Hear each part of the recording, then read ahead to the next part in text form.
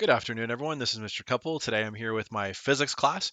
I don't have any students on live chat today. I decided to just record this one. We're having some internet issues. Today I'm going to be talking to you about power, lamps, and circuits. There are three main ideas for the lesson today. First, I just want to tell you guys what power is, how you could calculate it for an electric circuit. I want to then talk about the three different types of light bulbs that you'll commonly see. And then lastly, I want to talk about electric circuits and mainly about series versus parallel circuits and how you can accidentally overload parallel circuits and the different things that safety mechanism we use to prevent that from happening. Okay, first let's talk about power. So here are two pictures. I just went out this morning and took these pictures to try to illustrate to you guys what power is. So power is basically it's how fast you transfer energy. So it's the definition is the rate of change or the rate of energy transfer. So it's how quickly you're transferring energy. So you can see in this case the water in the bottle, we'll think of that as the energy. Now realize that the water has potential energy, so it's a pretty good analogy. So as I tip the water out and I slowly pour the water out, like as it trickles out, we say that that's a very low amount of power. Like, you know, the water is falling the same distance, but it's just falling, there's less of it falling per second. So we say this is a low power, that the energy is transferring slowly. So when I dump out the water, it's going to take a lot longer for all the water to pour out of this one compared to the other one over here where we've got a ton of water coming out of there. So this one's going to take way more time to dump out the water, and this one's going to take less time. But in both cases, it's the same amount of energy that we're transferring out of the bottle. Like the water bottle is filled up to the same amount. It's the same amount of energy that we're dumping out of the bottle, but it takes significantly less time when there's more power. So that's the first thing you should know about power is that when time goes down, then power goes, I don't know why I just said when time is less, or I should probably do it the opposite way. I should say when power is greater, the time is less. The time is faster. And that means that the energy is staying constant. So the rough relationship for power is you say that power is energy divided by time. And so then you can see that relationship between time and power. You can see that inverse relationship there. We're not really going to use this equation too much. It's more of like something I teach in my IB class, but just know that power is how fast energy is transferred. So the more power you have, the quicker you're going to be able to transfer energy. Let's look at some real world examples. So what would happen if I increase the power supplied to this light bulb? So what if we gave this light bulb more power? Then what would happen to the light bulb? And I want you guys to think about that. What would happen if we increase the power to this light bulb? All right, you could think of this kind of like a dimmer switch. It's like what happens when I start to move up, push up the dimmer switch? Well, as you increase the power, bulb gets brighter. So the bulb gets brighter. From an energy perspective, we would say that we're transferring more energy from electricity into light, that the electricity changes into light energy, or what's that called? There's a name for that. So it's not solar energy. Just we'll call it light energy.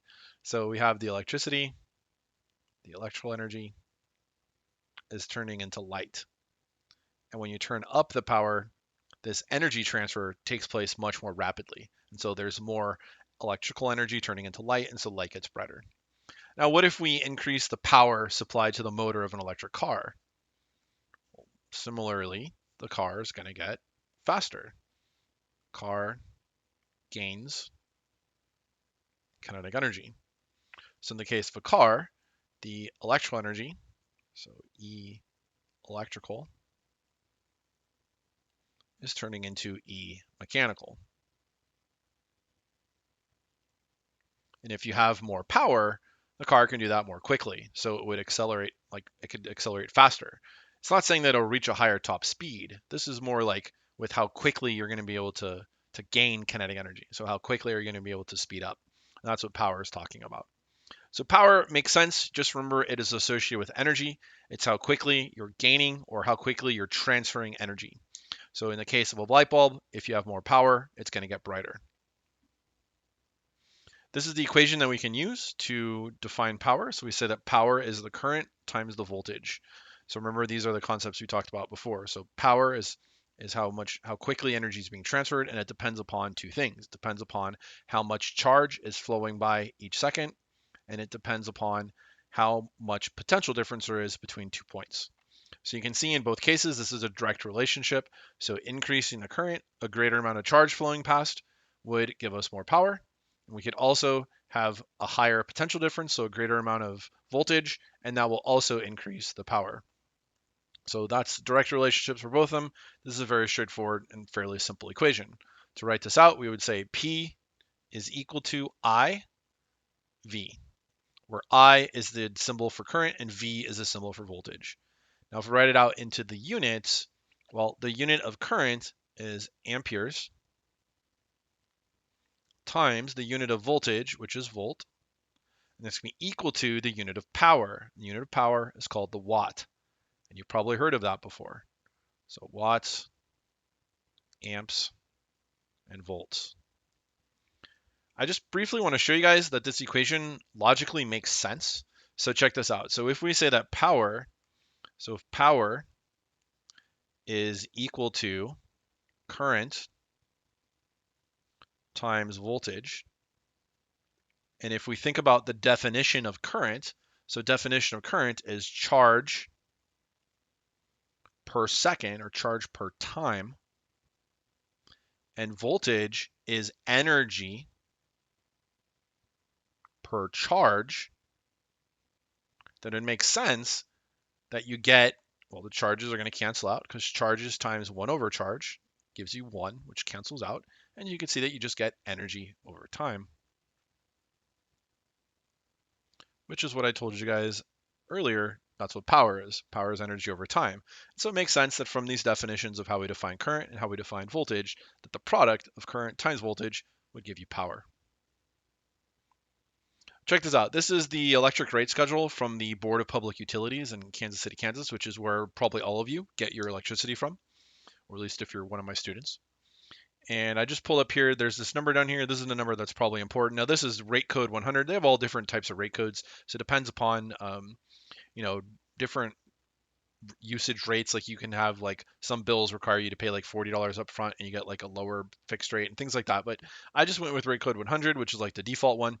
You pay $22 per month or per billing cycle for your electricity to be turned on, and then you pay for the kilowatt hour after that. And so this makes me think, what the heck is a kilowatt hour? I mean, we just said that a watt is the unit of power, but what is a kilowatt hour? So what is a kilowatt? Well, we know what a kilowatt is. That's just 1,000 watts. What's a kilowatt hour? What the heck is that? All right, so let's think about this. So if we have watts, so a watt is a energy per time. So I'll think about that as, so I'm gonna write this down like this. So a kilowatt hour. Okay, so I know that a watt is an energy per time. So I could write that as it's kilojoules over seconds. Okay, now if I multiply that by hours, then we can see that this time unit down here, that those time units, I probably should have like done it like dotted like that we're doing time times time divided by time. And so those units of time are actually going to end up canceling out. We have to be a little bit creative with how we do that. So I'm just going to show you the unit conversion here. I'd probably never expect a student to do this. But what I'm going to do right now is convert kilowatt hours into joules. All right, so the way we're going to do this is we're going to multiply by, we're going to say what we want is we want those watts there to go away and turn into just joules. So we're going to need to convert hours into seconds. So 1 hour is 3,600 seconds. And so if we do that, the hour here and the hour here will cancel out. That's going to leave us with, so we're going to have 3,600, so 3,600. So I'm just multiplying right here. So 1 times 3,600, so it's 3,600 K, and that's going to be, now what are the units? So it's watts times seconds. So I'll write that down over here. Watts times seconds. Okay, but 3,600 K watts are joules per second times seconds. So then you can see that these seconds are going to cancel out. And so then that tells us that a kilowatt hour is equal to 3,600 kilojoules. And then we realize that, oh, this weird funky unit, this kilowatt hour unit, is really just an energy. So this is a unit of energy, and the electric companies like to use this because it's a unit of energy that's based on power. So power times time gets you back to energy. So if power is energy over time, if I multiply both sides times time, then we can see that the times would cancel out and we get energy is power times time. And so that's what you're seeing there, is you're seeing a kilowatt hour. All right, so what exactly is a kilowatt hour? I said it's like a weird unit. Like it's kind of hard to, if you're not used to it, like it's kind of hard to imagine what it is. So here's a question. How much does it cost? So now we're looking up the price right here. So it's 6.5 cents roughly per kilowatt hour. So how much does it cost you to play your PlayStation 4 per hour? So how much would it cost you to play your PlayStation 4 for an hour? Okay, so we're going to say that roughly 200 watts is what a PlayStation uses. That's an average. I mean, it'll depend upon like how much stress the game is. Like if there's a lot of like high quality graphics and things like that, it might like push the system a little more. So let's just say 200 watts is a pretty average of what a PlayStation uses. And we're going to be playing for 1 hour. And so realize that 200 watts times an hour, well, that's 200 watt hours of energy. So we're going to need 200 watt hours of energy in order to power the PlayStation for 1 hour. Okay, and we know that the price that we looked up over there, it said it was about 6.5 cents per kilowatt hour. Well, since we've played for 200 watt hours, we haven't quite made it to a kilowatt hour because a kilowatt hour would be 1,000 watt hours. So we're only playing our PlayStation for 200 watt hours instead of a kilowatt hour. But we can still do the math here. So we can say that 200 watt hours, that's how much energy we have. And we're going to multiply that by those 6.5 cents. And that's per for 1 kilowatt hour. So I'll write that as 1,000 watt hours. And so what I'm doing here, you can see the way I've worked out this math, is I'm not using an equation. I'm just using logical thinking. So I can see that the watt hours here and the watt hours here, they're both going to cancel out. Also, I can see that I'm just left with dollars. And that's what I wanted. I just wanted an amount of money. You can see here that there's 2 zeros here and there's 2 zeros here. So those zeros will actually cancel out. And we're going to have 2 times 65 cents. So 65, well, 60, what am I trying to say? That's not 65 cents. That's 6.5 cents. So 6.5 cents times 2 would be 13.5 cents. Oops, forgot my 0 point. So that's 13 cents. Yeah, so I think I did that right. I'm going to keep going. So 13 cents divided by 10. And that's because of the 10 down there. So I got my 13 cents from doing 6.5 cents times 2. 6.5 cents times 2 is 13 cents, and then divide by 10. So I calculate that it would take about 0. Now I got to divide by 10, so I got to shift my decimal 1 to the left, so it's 0.013. So that's about 1 cent, about 1 cent per hour to play your PlayStation 4. That's pretty cheap, and electricity is really, really cheap. I mean, look at the price. It's 6.5 cents per kilowatt hour. So it's only going to cost you about a cent per hour to play your PlayStation. Let's talk about light bulbs. So there are 3 different types of light bulbs that you will often encounter in your life. The old style light bulbs, those are called the incandescent light bulbs, and they usually had that little like filament inside them like that. This light bulb's not showing it, but they have that little piece of wire that gets really hot and it lights up. The other type of light bulb is called a CFL, which stands for a compact fluorescent light bulb. You've probably seen those fluorescent lights. They're like they have them in the classrooms, they're like these really long bars, and they light up and they're up in the ceiling. Well, we realize that if you actually take those and you twist them up, you can actually fit them into a standard socket. And fluorescent lights are way more efficient than incandescent light bulbs. And then lastly is LED, which stands for light emitting diode. You remember I talked about diodes last class. The symbol of the diode was like that, and it's the thing that only lets electricity flow in one direction. Well, it turns out that certain diodes can actually release light when you put current through them. Those are called light emitting diodes. All right, I want to just show you guys down here. So all of these guys are roughly equivalent in terms of the lumens. The lumens is the amount of light that they give off. So the lumen is a unit of light, like a unit of illumination. So you can see they're all about 800 lumens, but the power is nowhere near the same. So to produce this much light, an incandescent light bulb uses 60 watts, whereas the CFL and the LED both only use 13. So CFLs and LEDs are way more efficient. What does it mean if something is more efficient? So if something is more efficient, it means that it uses less energy to do the same thing. Uses less energy to do the same thing. So then why are incandescent light bulbs so inefficient? Why do they require so much more power?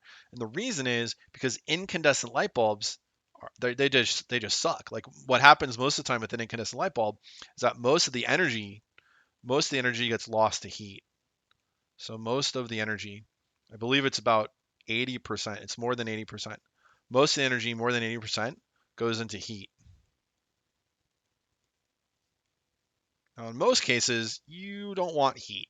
You just want light. Like you want to turn on the lamp and you want it to light up your room. You don't want it to also heat your room. In some cases, maybe like if you're a farmer and you have like an incandescent light bulb like over your sheep or something to keep them warm and light up, that might be a dual purpose. And then in that case, yeah, you're going to want to use an incandescent light bulb. You're going to want that extra benefit of getting the heat. But most of the time in our houses, you don't want extra heat.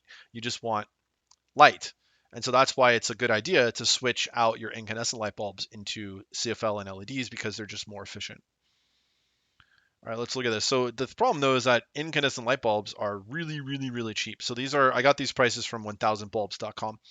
And one thing that actually shocked me was I was really surprised at how cheap LEDs have gotten lately. It seems that we're getting a lot better at making these. Like I remember back in the day, these things used to be almost like $10 a pop, and now it's like they're selling for even less than the CFLs.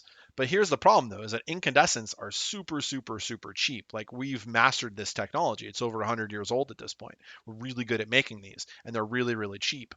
The problem though is that they're just not efficient. So you end up paying more in the long run. Like if you run a CFL for 2 years, you're going to end up spending way more money on that electricity that you're going to use, whereas an LED or a CFL would use a lot less electricity. But you're going to have a higher upfront cost when you use these more energy efficient models because they're a lot harder to manufacture and more expensive, but they use significantly less energy. So it's probably a good idea to switch those out if you can afford the upfront cost. Let's talk about electric circuits. So here's two things.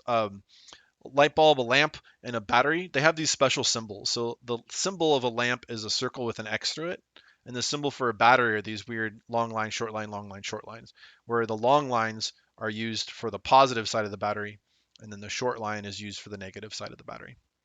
What I want to do is using these symbols, I want to draw a circuit that'll create a potential difference across a light bulb. So here's my lamp.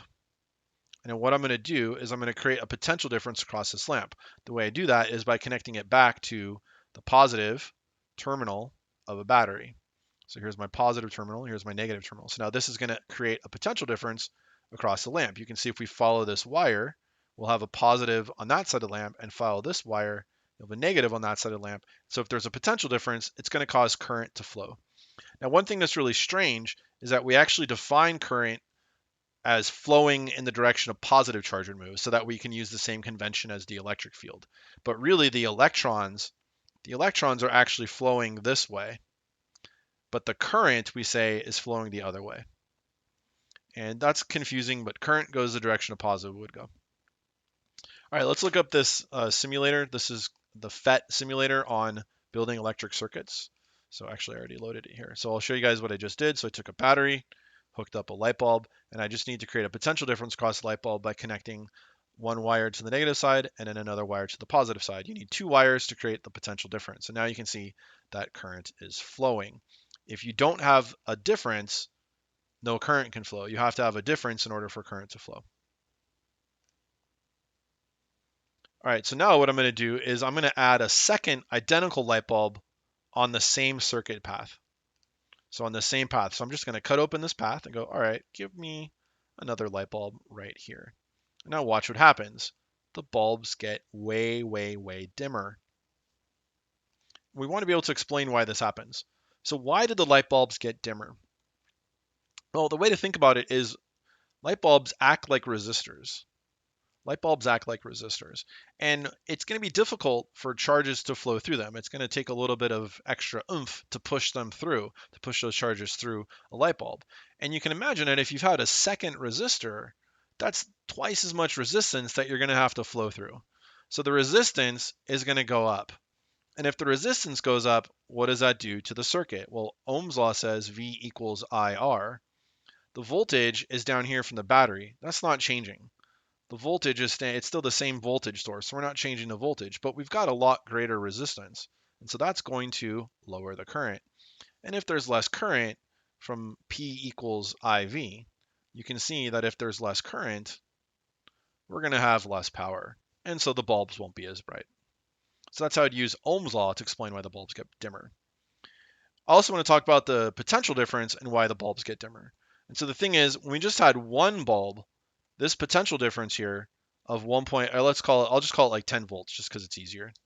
So I'll just say this is 10 volts. So if I call that 10 volts, then you can see the potential difference across this bulb is the full 10 volts. But if I have two bulbs, now realize we still have to have that 10 volts from down below from the battery. So if I have 10 volts down here from the battery, what's going to happen is that's 10 volts from here to here, but it's not from here to here. It is not 10 volts. In fact, if the bulbs are identical and exactly the same, then you'll end up getting 5 volts here and 5 volts here. So that potential difference, the 10 volt potential difference, ends up getting split. And the way to think about that is because if you're going to push charge through one, it's going to take a little bit of energy to push through one, and then it's going to take some more energy to push through the second one. So you're not going to be able to dump all the energy into the first one like we did here. You're going to have to save up a little bit so you can get through the second bulb. And that's going to end up causing less. So P equals IV. So you can say that there's less potential available on the light bulb, and so that's going to give you less power on each light bulb. So each light bulb now is getting less power than it did before. Is there a way to connect the light bulbs so they both have the same potential difference across them? See, if both light bulbs had the same potential difference as before, then we can make them brighter. And so check this out. Here's what you do. You connect this bulb as before so that it was across both terminals. So it had that full 10 volt potential difference. Then we just grab another wire and go, hey, let's connect this light bulb across the same potential difference. Now what's going to happen when I connect these? They're both bright.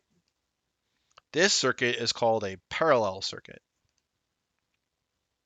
So parallel circuit, both bulbs are the same potential difference. So if we had that 10 volts down here, I'm going to use red. Red seems to show up the best here. If I had the 10 volts on the battery down there, then both of these bulbs are going to get 10 volts. And so we have a total of a 20 volt total here, even though the battery only has 10 volts. But both bulbs are getting that full 10 volts because both are connected to the same potential difference. This was our positive side and this is our negative side. And both of these bulbs are connected to the same two places, which has the same potential difference. Whereas in the second situation, we had 10 volts here. Well, this bulb was only connected to one side of that. The other bulb was connected to the other side. Since since this path here wasn't connected back to here, it's actually not going to get the full 10 volts. And so they end up having to share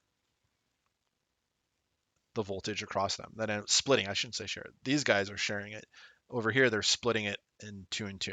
And that's because this middle wire is not, if only it was connected back to here, then we'd be good to go. And then they'd both be bright. So we create these rules. And so we say that in a parallel circuit, the bulbs are connected to the same potential difference. So we'd say that the V of the total V is equal to the V of the first bulb, and it's equal to the V of the second bulb. But in a series circuit, the total V of the battery is equal to the voltage of the first bulb plus the voltage of the second bulb. And we can do similar rules for the current. So in a parallel circuit, the current ends up getting split. So if we look at this picture up here, let me erase this. So instead of looking at the potential difference, let's look at the current. So we got some current, let's see, the current's going to go this way. We got some current flowing through this battery, but only some of it's going to go this way, and the rest of it's going to go this way. So that current is going to get split, whereas over here, whatever current comes out here, comes out here, comes out here, it only has one path to flow. So the same current's going to flow everywhere. Whereas in this one, the current's going to get split. So to show that the current's getting split, we're saying that the current in the first path, which would be, whoops, which would be this path, and the current in this path, those two add up to give us the total current there.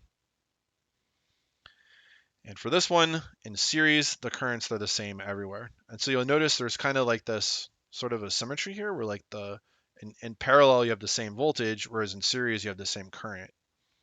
In parallel you have a split current, in series you have a split voltage. I would make you guys like solve problems on this and do all sorts of crazy stuff, but I'm not going to make you guys do any of that because of the current situations. But if this was a normal class, I would have made you guys do that.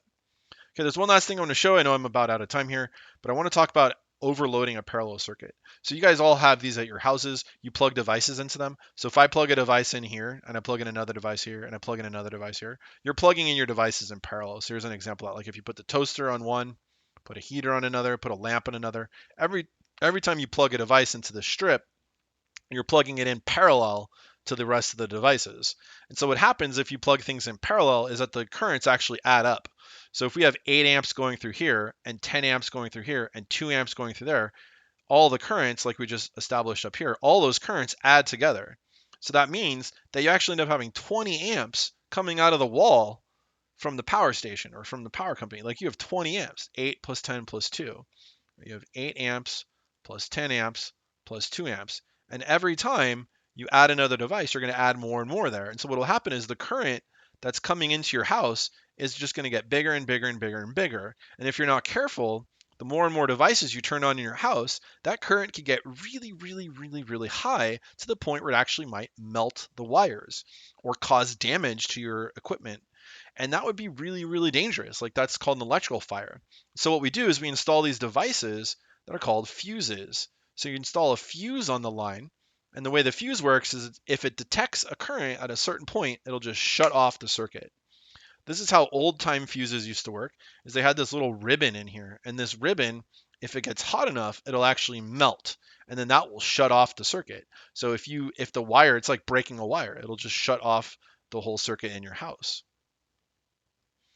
You've probably seen these before. These are called circuit breakers, and these are the ones that we typically have in our houses now. I just took a picture out in my garage. It looks like this. Like my kitchen. My kitchen's like over here somewhere, and then like my car is like over here somewhere, and then like the furnace is up here, like the air conditioner. Like each one of these little things is a different circuit. Anyway, and then you have like your main circuit up there. All right, but the point is that here's how they work. So there's two types of designs here. There's a magnet design where it uses electromagnets, and when it detects a certain current, it switches off the circuit. Or there's also these things sort of called a bimetal strip. Now I'm going to talk to you guys about a bimetal strip because it's really cool. So you have two pieces of metal. You have the copper on the top, and then you have the iron on the bottom. And what happens is when you start to heat these up, because they're going to have more current flowing through them, so they're going to get hotter. What will happen is that the uh, iron will not heat up at the same rate as the copper, like we've talked about that before. And what ends up happening is because they're made of two different materials, they'll actually bend at different rates. And since they don't bend the same, it'll actually the strip will start to curve.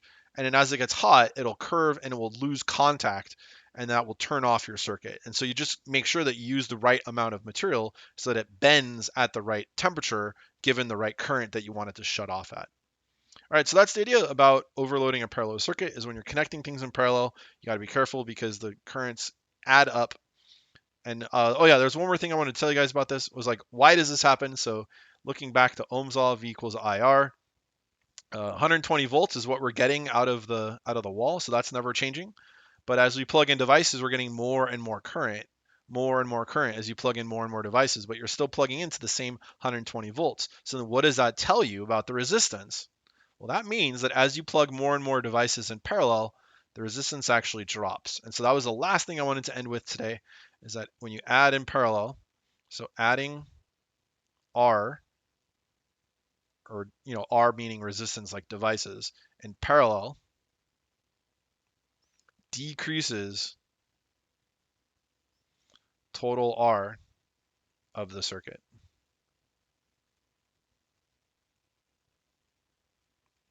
This is the opposite of what happens in parallel. So up here, we talked about how we added in series. So that was giving us more resistance. But when you add in parallel, did I take a picture, bro? I did. When you add in parallel, you actually end up getting less resistance. And so the reason why we're getting more current here is because we have less resistance. Whereas over here, there's more resistance, and so we're getting less current. All right, that's the summary. I know there's a lot of concepts, guys. Like, don't worry. Like, I'm not expecting you guys to become masters in any of this, so I'm not going to be giving you any tests or anything like that. But hopefully, this is just helping you think things through. Maybe think about things you never thought about before. I wish I could have given you guys tests on this. They would have been awesome tests. You know, they would have been. But alas, yeah, I'm just, we're just trying to make sure that we fill in any gaps in education. Just try to prepare you guys as much as possible for next year. If you have any questions about anything that I've been teaching here, please stop by my office hours or send me an email or hit me up on Google Classroom. All right, everybody, have a great day. I'll talk to you later. Bye.